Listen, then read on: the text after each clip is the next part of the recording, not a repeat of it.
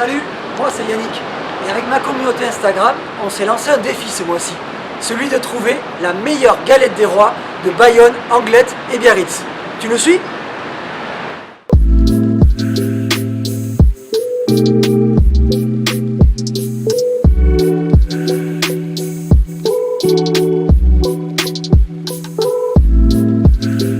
La première adresse, c'est un incontournable si vous êtes d'ici, de la Côte Basque, vous la connaissez forcément, c'est la pâtisserie Loubert, juste derrière moi.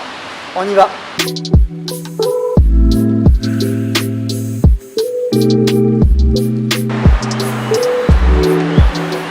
Et voilà, la première galette finaliste.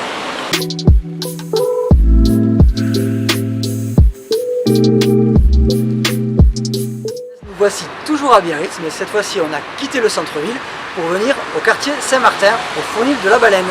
Let's go!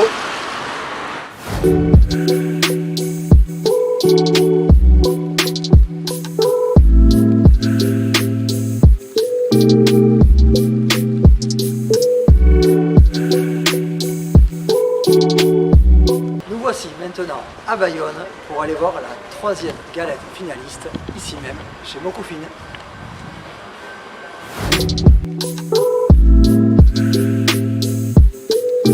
Et pour terminer le tour des finalistes, on finit à Anglet, chez l'institution, la boulangerie Supervie.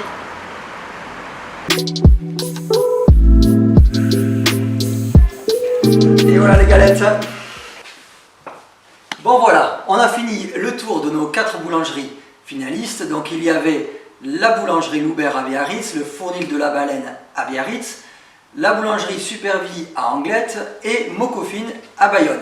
Maintenant, je suis rentré au bureau, on va déguster tout ça avec la team. On est 5, le jury sera impitoyable. Place à la dégustation.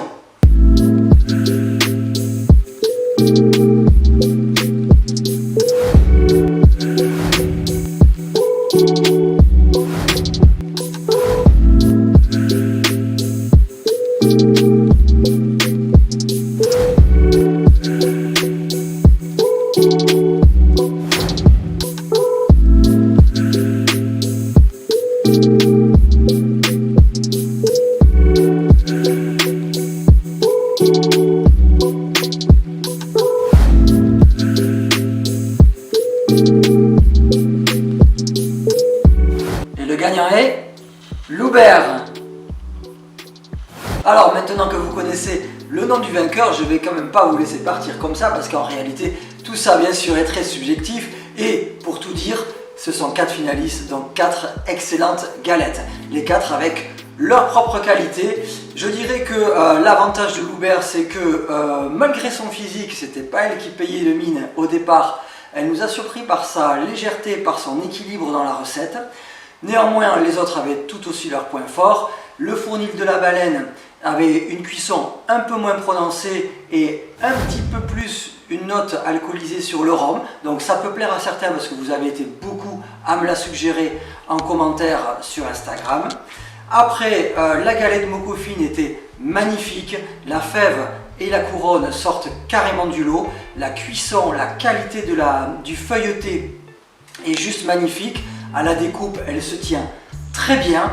Maintenant, c'est une question de goût personnel. On a estimé qu'elle était un peu trop généreuse, peut-être un peu trop consistante par rapport aux autres galettes. Mais par contre, pour les gros gourmands, elle pourra certainement vous plaire.